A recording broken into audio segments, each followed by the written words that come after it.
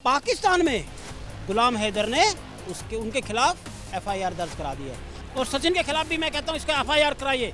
AP Singh के खिलाफ भी एफआईआर दर्ज कराइए। वो अपनी कला का उपयोग कर रही है कि मैं किस तरह से साड़ी पहनूं, पुल्लू ऐसे बार बार कि कभी राधे कृष्ण भगवान मैं गुलाम हैदर की क्यों बात करता हूँ कि उसका वो एक बाप का दर्द झलक रहा है। 10-10 हज़ार फोटो खिंचवाने के ले रही है, 50-50 हज़ार रुपये बाइट देने के लिए ले रही है। नमस्कार, आप देख रहे हैं सौगंध टीवी और मैं हूं आपके साथ राधिका शर्मा। बात की जाए सीमा हैदर की, लगातार सुर्खियों में बनी हुई है। जी हां, वही सीमा हैदर जो पाकिस्तान से सचिन के प्यार में भारत आई है और जिस तरह से अब सुनने को मिल रहा है कि पाकिस्तान में सीमा हैदर के खिलाफ जो है गुलाम हैदर ने आगे जो है एफआईआर करवाई है। तो आइए बातचीत कर लेते हैं। जिस तरह से कानूनी शिकंजा वहां पे उस पे कस रहा है, क्या कहेंगे सर आप? पाकिस्तान में गुलाम हैदर ने उनके खिलाफ एफआईआर दर्ज करा दी है कि मेरी बीवी फरार है और मेरे चारों बच्चों को लेके वो वहाँ से फरार हो गई है और उसकी कंप्लेंट लिखी गई है बाकायदा और कोर्ट में बाकायदा उन्होंने केस पाकिस्तान में डाला है तलाक के लिए। और उन्होंने अपने मस्जिद में जो वहाँ के इमाम हैं उनको भी उन्होंने अपनी एक दरख्वास्त दी है कि मेरी पत्नी यहाँ से फरार है और मेरे बच्चों को लेके फरार है। तो अब ये जो शिकंजा है सीमा हैदर का, अब ये मुद्दा जरा बड़ा होगा, जिसे कहते हैं ना एक मज़ा भी आएगा।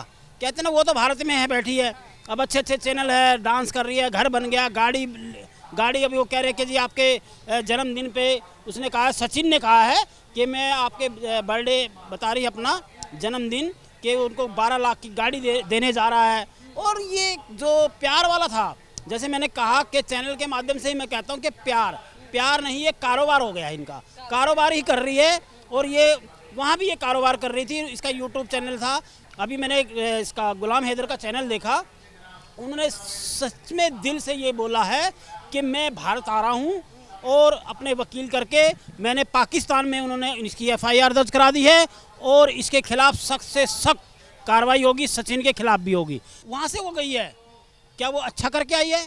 अगर वहाँ अच्छा नहीं करके आई ना तो यहाँ हिंदुस्तान में भी नहीं कर सकती। ठीक है, जो अपना परिवार छोड़ के आई है, अपने घर रिश्ते नाते तोड़ के आई है, हैं? आज इतनी वो बन रही है, सती सावित्री बन रही है। खिलाफ हूँ मैडम इसे, किसी का घर बिगाड़ के किसी का घर तोड़ के आई है तो मैं कह रहा हूँ गुलाम हैदर बिल्कुल मैं आपके साथ हूँ। ये नहीं है कि वो किसी मजहब का है या किसी देश का है, सबसे पहले वो इंसान है, एक नागरिक है, एक मानवता के आधार पे मैं बोल रहा हूँ कि आप अपना केस लड़े और इसके खिलाफ और सचिन के खिलाफ भी मैं कहता हूँ इसका एफआईआर कराइए। एपी सिंह के खिलाफ भी एफआईआर दर्ज कराइए, जो इन्होंने मिली भगत करके ये कारोबार बनाया इन्होंने पैसे कमाने का। कोई प्यार नहीं मैडम, आज पूरा देश देख रहा, पूरी दुनिया देख रही है कि उन्होंने चैनल बनाया। ठीक है, चैनल बना के देखिए, सुनिए, प्यार में कुछ बातें आती हैं, अगर वो आई तो आई ठीक है, लेकिन उसके खिलाफ हमारी इंटेलिजेंस ब्यूरो ने भी मैंने अभी आपके चैनल में माध्यम से बता दिया है। अच्छा, साथ साथ में देखा जाए जो गुलाम हैदर है बहुत टाइम से कोशिश कर रहा है कि भारत आया जाए जी, तो क्या लगता है जैसे एफआईआर करवाई है वहाँ पे तो कहीं ना कहीं दोनों सरकारें जागरूक होंगी और बुलाएंगी, संज्ञान लेंगी? बिल्कुल संज्ञान लिया जा रहा है।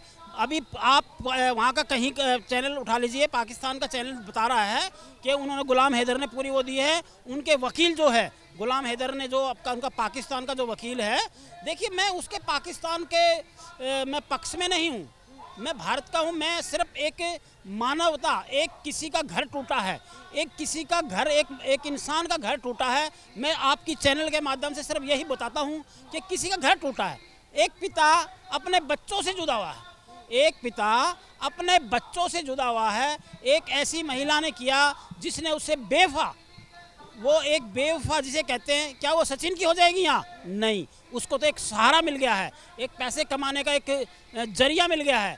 सचिन और एपी सिंह और ये तीनों और इनकी जो टीम है, मैं कहता हूँ इनकी एक टीम है, ये किस तरह से पाकिस्तान से इंडिया तक आ गई है। लेकिन क्या है मैडम, देखिए कहते हैं ना देर है, एक कहावत है, थोड़ा सा देर है, समय आएगा। और देखना कि उन्होंने पाकिस्तान का चैनल ने भी बताया है कि मैं कहता हूं कि इंडिया में स्वागत है गुलाम हैदर का।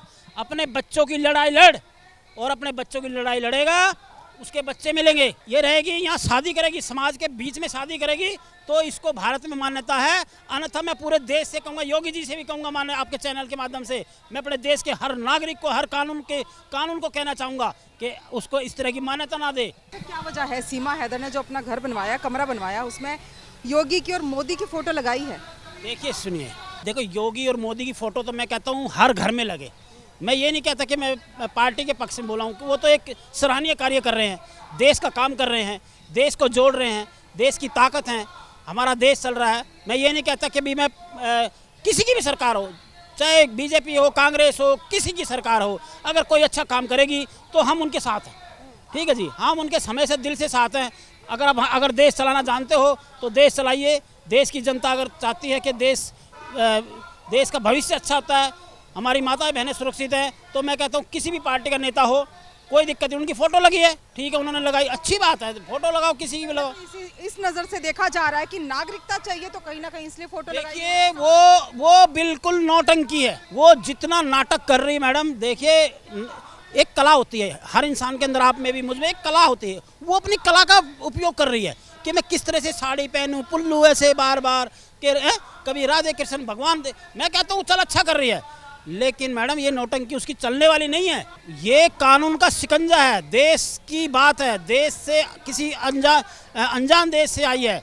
ठीक है, जिस देश का हम बिल्कुल समर्थन नहीं करते, जिस देश ने विश्वासघात किया उस देश से आई है ये। मैं उसके बिल्कुल इस बात को नहीं मानता। ठीक है, जिस देश से आई है उस देश ने हमारा कभी भला नहीं किया, हमारे देश का। उस देश ने हमारे देश में जवान शहीद हुए हैं, कितनी हमारी माता बहनों की कश्मीर में इज्जत लूटी गई है। उस देश का हम पानी भी नहीं पी सकते, उस देश की हम बात भी नहीं कर सकते। मैं कहता हूँ मानवता की बात करूँगा। मैं गुलाम हैदर की क्यों बात करता हूँ कि उसका वो एक बाप का दर्द झलक रहा है। एक बाप का दर्द क्यों झलक रहा है? उसके बच्चे जुदा है। मैं उसके हक में नहीं हूँ कि मैं कहता हूँ पूरी दुनिया इस बात को समझे ना। एक मर्द एक बाप समझ रहा है कि 4 बच्चों को लेके भाग गई, वो रो रहा है।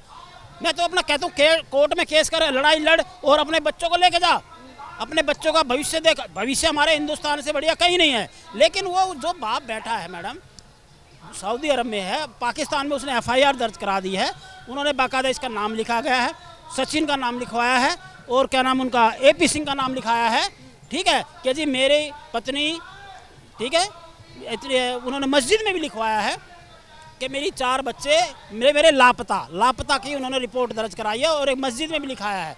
तो ये पहले कानूनी प्रक्रिया उसने शुरू कर दिया है। मैं कह रहा हूँ अच्छा है। क्या लगता है कितना समय लग जाएगा भारत आने में और बच्चों को लेके जाने? देखिए मैडम, मेरा गुलाम हैदर कोई रिश्तेदार तो है नहीं, लेकिन एक बाप का दर्द समझ रहा हूँ मैं। एक इंसान, एक मर्द होने के नाते मैं एक बाप का दर्द समझ रहा हूँ कि उसके बच्चे उससे जुदा हैं, उसकी पत्नी जुदा है।